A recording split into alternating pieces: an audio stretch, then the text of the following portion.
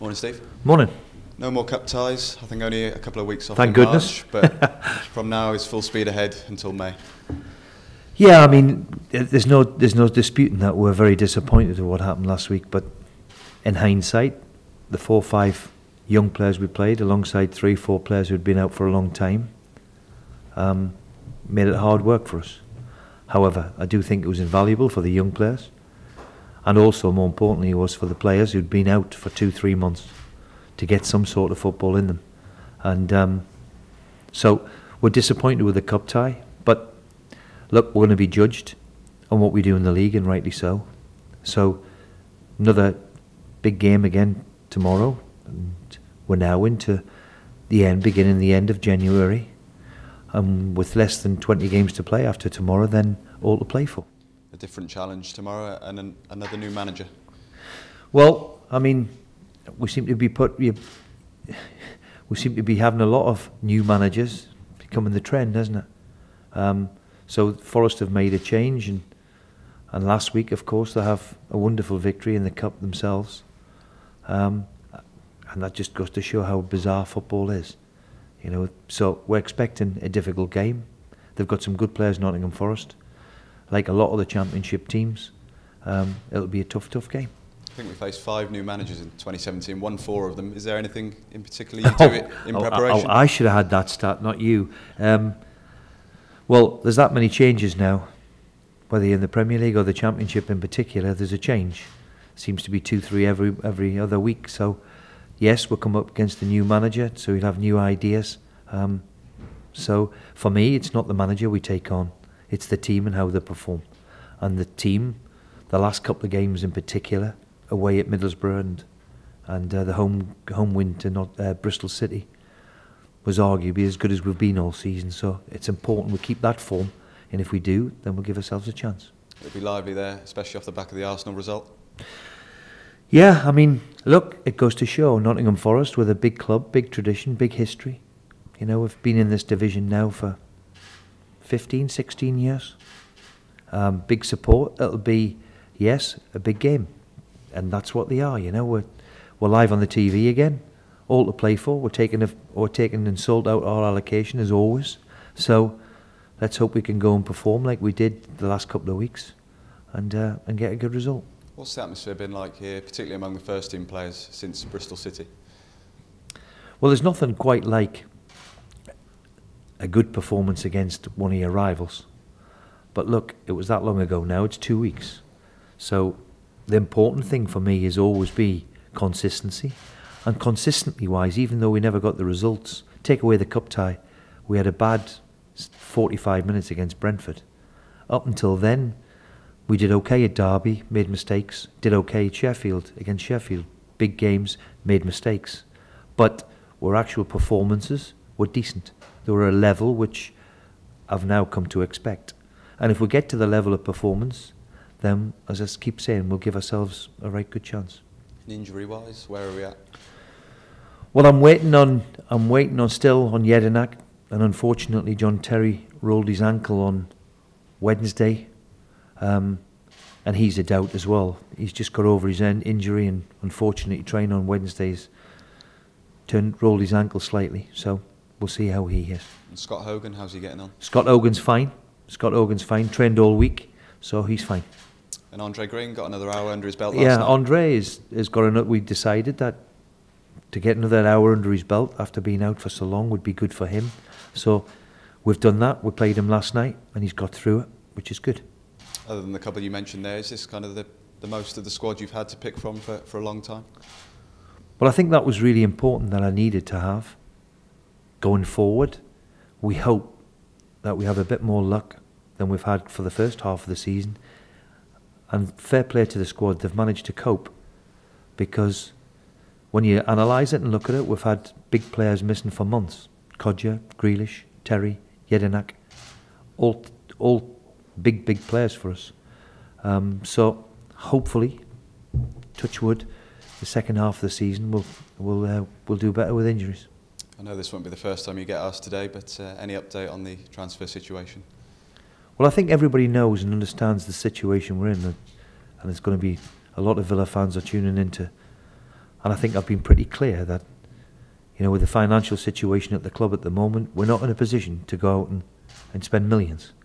However, if we do look at the loan route, which has been really positive for us, even at the start of the season with Sam, Snodgrass in particular, we've done very, very well with it, the loan situation.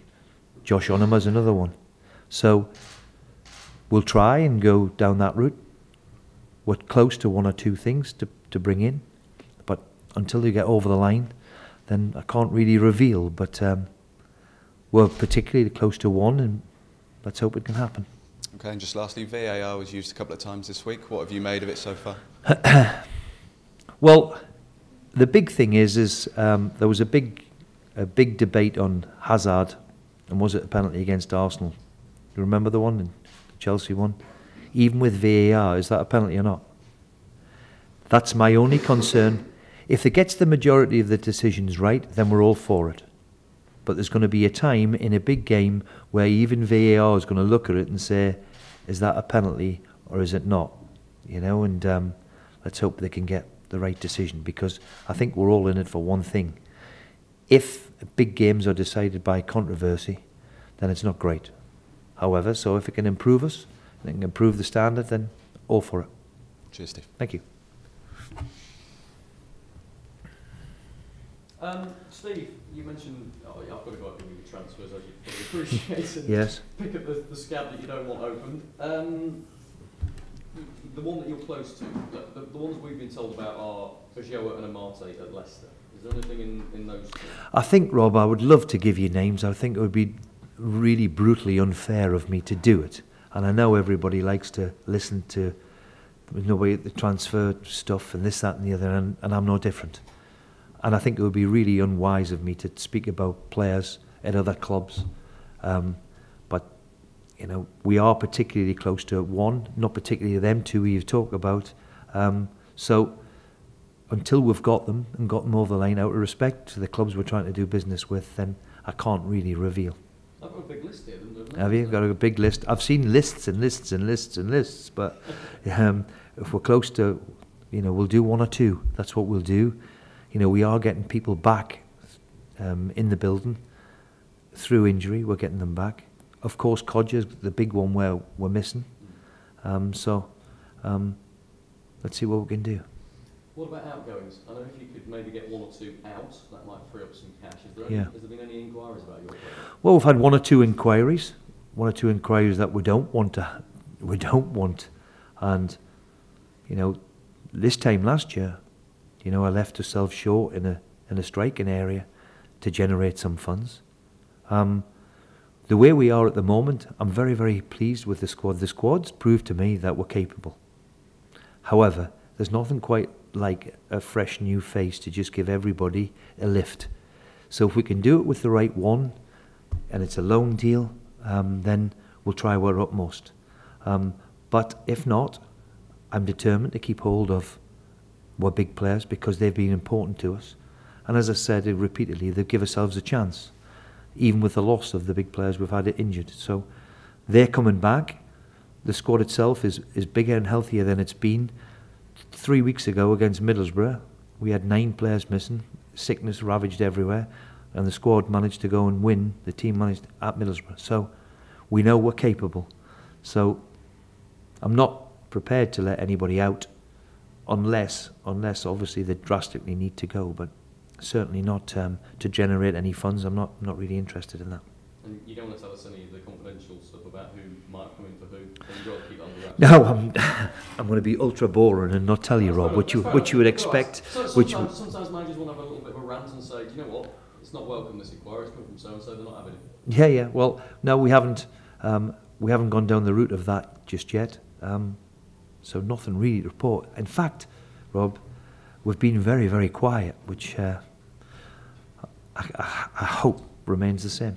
I was looking at your results, and not just the recent ones over Christmas, because obviously they're tricky, especially with the injuries that you've had. But all right, 2 championship wins, 2 clean sheets in the process as well. I was looking further back than that. 4 defeats in 23.